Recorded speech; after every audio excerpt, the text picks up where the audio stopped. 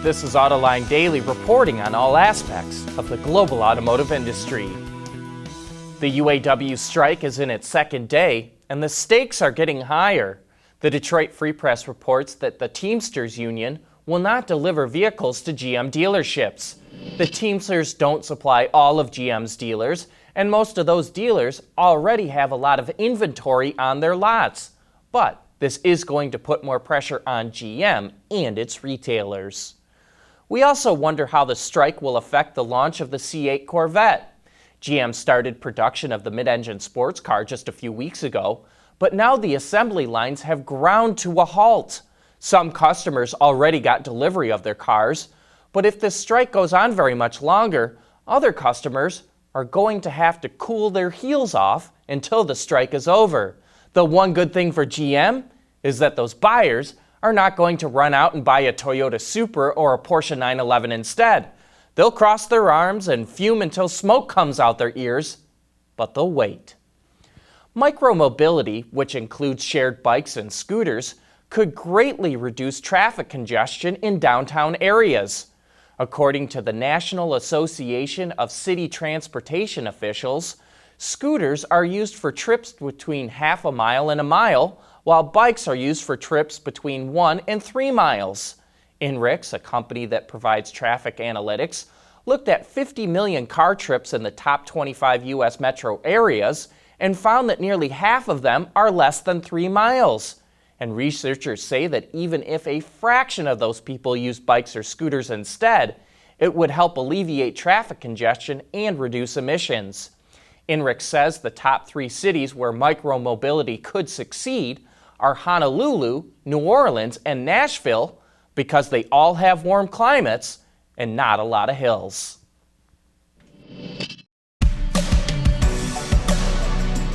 Opening the door is the first interaction people have with their car. Make it a positive experience. With XL Entry, we'll help you make it smoother, quieter, and safer. We are KeyCurt, the global technology leader in automotive locking systems, with operations in Metro Detroit. Open the door to new access systems. Visit us on newentry.com. KeyCurt, technology that leads.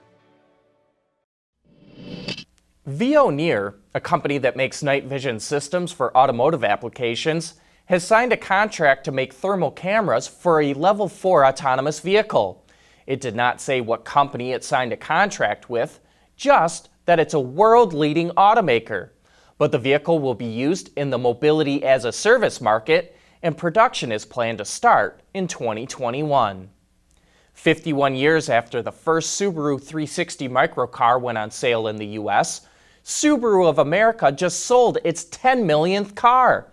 It was a white 2019 Impreza that sold to a doctor in Utah, and all we can say is, that's a lot of Subarus.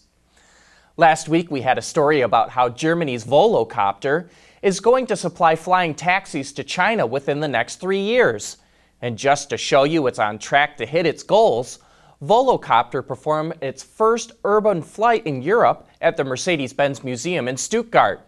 There were 4 passengers on board, including the head of Mercedes-Benz Cars, Ola Källenius. The Volocopter is also on display there to help gauge the social acceptance of air taxis. Ford just invited us to the launch of the new Escape, and here's our thoughts. The interior is clean and uncluttered. An 8-inch touchscreen and a 12.3-inch digital instrument cluster are available. The trunk space can now fit a full-size dog crate or 6 golf bags. It's about 200 pounds lighter, which makes the Escape a bit nimbler on twisty roads. There are 4 powertrain options. It comes standard with a 1.5-liter 3-cylinder, while a 2-liter 4-cylinder is also available. Both those get an 8-speed automatic. There are 2 hybrid options, a 2.5-liter hybrid, and a plug-in. We drove all of them except the plug-in. Driving impressions for the hybrid are embargoed until Thursday, so we'll focus on the gas engines for now.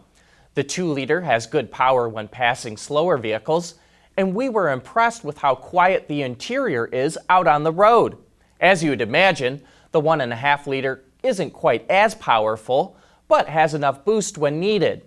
It also features cylinder deactivation, which you can hear when it kicks on, but we think most drivers likely won't notice it. All models come with 4 selectable drive modes: normal, eco, sport, and slippery. The driving dynamics change slightly for each mode, but overall, it doesn't add much to the driving experience. Titanium trim levels are available with a head-up display, the first time Ford has offered one in North America, but we think it's only marginally beneficial. The new Ford Escape is on sale now, except for the plug-in, which won't be available until spring of 2020.